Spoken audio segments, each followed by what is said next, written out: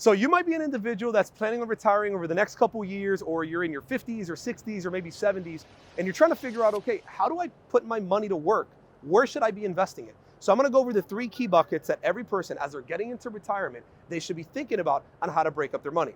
So the first bucket is what we call the cash bucket. The cash bucket normally should have about 3 to 6 months of expenses. So let's say your expenses are $8,000 a month. You probably might want to have inside that bucket about 24 to maybe 48,000. Usually you're going to have things like checking accounts, maybe savings, maybe a CD, maybe a money market, but you don't want to have a lot of your money in there because that money that's sitting at the bank is losing value due to inflation normally. The second bucket is what we call the safe bucket. This is the bucket that as you're getting closer and closer to retirement, you want to have more and more of your money inside this bucket.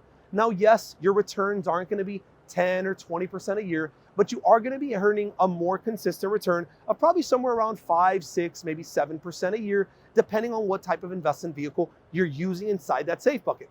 Then the third bucket is what we call the risk bucket. Usually this is the stock market. This is where people have a lot of their money in their 401ks, their 403bs, and they have a lot of money at risk. Now, risk doesn't mean it's a bad thing. It's just the ideal location that you should have your money as you are building your wealth in your 20s, your 30s, your 40s, and maybe your early 50s. But once you're getting closer and closer to retirement, that's where you want to start shifting your money from the riskier environment into the safer environment. That way you get into retirement with a proper balance and you're not stressed out about the stock market going up and down, especially as you're entering retirement. So if you're an individual that's planning on retiring and you don't really know what are the steps that you want to take to make sure that you can be retirement ready, make sure you click on the link in the description. You'll get a free guide on the steps that you need to take to be retirement ready.